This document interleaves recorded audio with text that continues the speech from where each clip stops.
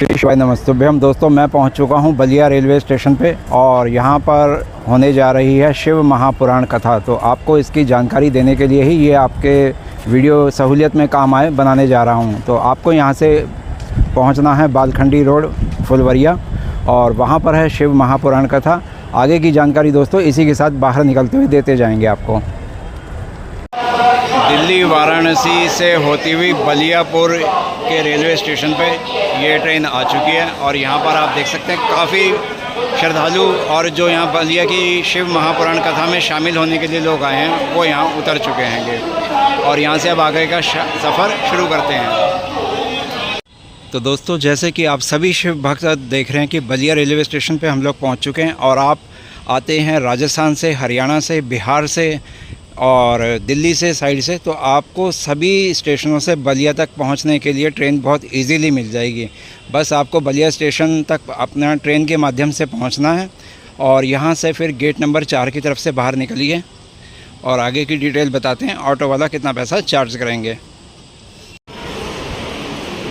तो ये आ गए जी हम प्लेटफॉर्म नंबर 4 से बाहर की ओर और अब आप सामने की ओर चलते हैं ऑटो लेने के लिए ताकि हम शिव पुराण कथा स्थल बालखंडी रोड फुलवरिया तक आराम से पहुंच सकें।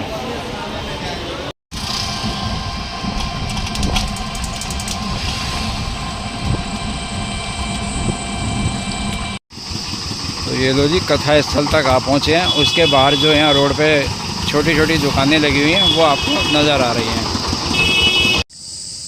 ये सामने रोड तैयार की गई है टेम्परेरी तौर पे। खेतों के अंदर ये पंडाल बनाए जा रहे हैं। तैयारियां अगर आपको दिखाऊं, आज 8 जून 2026 है। शिव महापुराण कथा को कहने के लिए यहाँ पंडित प्रदीप मिश्रा जी पहुँचेंगे और जो तैयारियां हैं वो आपको दिखाई दे रही हैं। अभी पंडालों में टेंट लगने काफ़ी हद तक बाकी हैं और दोपहर का बज रहा है इस समय 1। तो आइए फिर भी आपको व्यासपीठ वाले पंडाल की ओर लेकर के चलता हूँ और वहाँ की क्या यथा स्थिति है वो आपको दिखाना भी बताना भी शुरू करता हूँ। और ज़मीन पर भी देखेंगे तो जैसे कि पंडाल के ऊपर यहाँ पे अभी छत तैयार नहीं हुई है, सिर्फ फ्रेम कसे गए हैं, तो नीचे भी दरियाँ नहीं हैं अभी। ये हो गया एक पंडाल, ये है व्यासपीठ वाला पंडाल।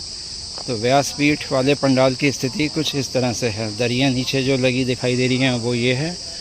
ऊपर अभी पंडाल वहाँ पर भी उसकी तिरपाल लगानी बाकी है और ये शायद वेंटिलेशन के लिए बीच में थोड़ा थोड़ा छोड़ा गया है और ये बैरिकेडिंग को तैयार किया जा रहा है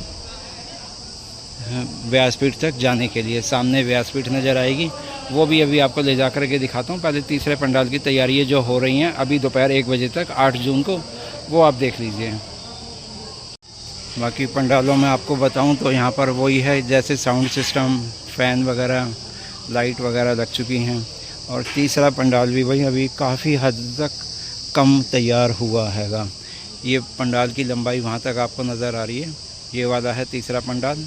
आधे के ऊपर तिरपाल डल चुका है जो कि वाटरप्रूफ होते हैं और इनमें भी फ़ैन वगैरह लटका दिए हैं। यहाँ पे लाइट लगी हुई है और इधर वाले पंडाल अभी तिरपाल लगना बाकी हैगा। नीचे दरी का कोई नामो निशान नहीं है यहाँ से लेकर आगे दूर तक। पंडालों में जैसा कि होता है, कुछ जो डेली की दैनिक मजदूरी दुकानदारी करते हैं वो लोग आ चुके हैं यहाँ पर। इस तरीके से वो अपनी जगह पे बैठे हुए हैं। कुछ श्रद्धालु भी पहुँच चुके हैं और यहाँ पर जो काम चल रहा है वो आपके सामने है। और इसी के साथ साथ मैं आपको लेकर के चल रहा हूँ व्यासपीठ की ओर। जैसे जैसे व्यासपीठ की ओर बढ़ रहा हूँ तो जो बैरिकेडिंग करके पंडाल के 2 हिस्से तैयार किए गए हैं, उसके एक तरफ आपको यहाँ पर ये लोग जो श्रद्धालु एक दिन पहले आ चुके हैं वो नज़र आएंगे आपको और कुछ इस तरफ नज़र आएंगे। अभी क्योंकि पंखे शुरू नहीं हुए हैं तो वही हाथ के पंखे से अपना ये गर्मी को राहत देने के लिए अपनी कोशिशें कर रहे हैं। और अगर छत की ओर आपको दिखाऊं तो ये कुछ कपड़े वाले जो पंडालों के नीचे सजावट चुनरी वगैरह की जाती है, तो भगवा और सफ़ेद रंग में भी यहाँ पर की हुई हैगी। और ये लीजिए अब आके पहुँच गया अगले हिस्से में। यहाँ पर किसी को भी बैठने नहीं दिया गया, तो हो सकता है ये कुछ ख़ास लोगों के लिए हों और इनमें कूलरों की भी व्यवस्था की हुई हैगी। यहाँ पे आम जनता को मतलब बैठने नहीं दिया गया, जो पहले पहुँचे हुए हैं। और अपनी भाषा में बोलूँ कि अगर ये विशिष्ट लोगों के लिए है, वीआईपी लोगों के लिए है, तो गद्दे आदि भी यहाँ पे आ चुके हैं, जो कि बिछा दिए जाएंगे। और वहाँ व्यासपीठ की तैयारी चल रही है। और ये सेवा समिति के सदस्य यहाँ पे पहुँचे हुए हैं। तो ये है जी व्यासपीठ के नज़दीक का कुछ नज़ारा।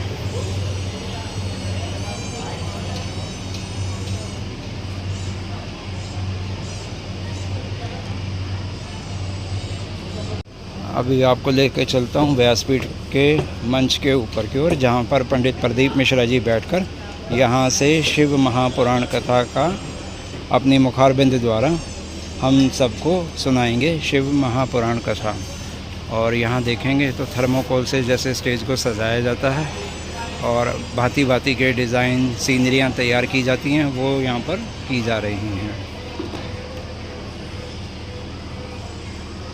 और ये है पंडाल के ठीक सामने का नज़ारा, जहाँ पर सभी शिव भक्त जो पहुँचेंगे वो बैठ के इस कथा का श्रवण कर पाएंगे।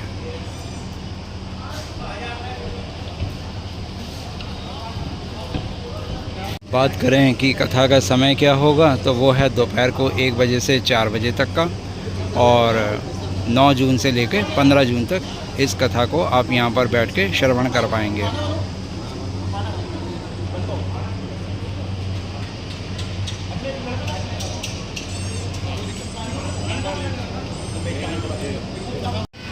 दोस्तों सामने आप देख रहे हैं व्यासपीठ। अब अगर इसी के लेफ़्ट हैंड साइड पे आपको दिखाऊं तो वो एक बगी आपको सामने नज़र आ रही है, और नीले रंग का वहाँ पर वो एक टैंकर खड़ा हुआ हैगा।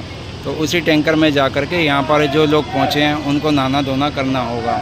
और एक टैंकर वहाँ पे उस जगह पर हैगा, वहाँ पर भी बगिया में टैंकर खड़ा किया हुआ है। और इस तरफ भी टैंकर खड़े किए गए हैं, जहाँ पर पानी की व्यवस्था यहाँ सेवा समिति द्वारा की गई हैगी।